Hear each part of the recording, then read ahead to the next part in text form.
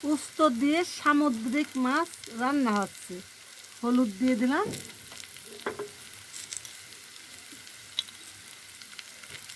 দিয়ে দিচ্ছি লবণ,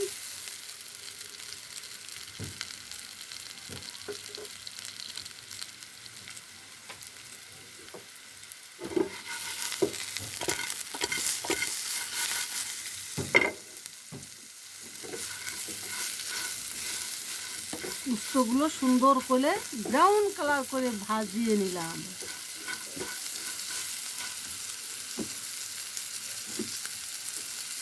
দিয়ে দিচ্ছি মাছ,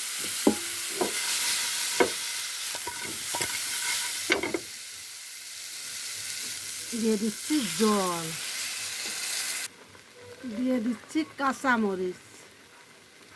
বন্ধুরা, করলার উস্তো দুই রকম।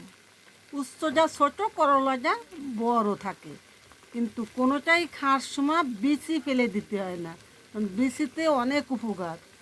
যেটা পাকা হয় বা যেটা নষ্ট থাকে সেটা আলাদা কথা, কিন্তু এমনি ভালো থাকলে বিচি ফেলে দিতে হয় না।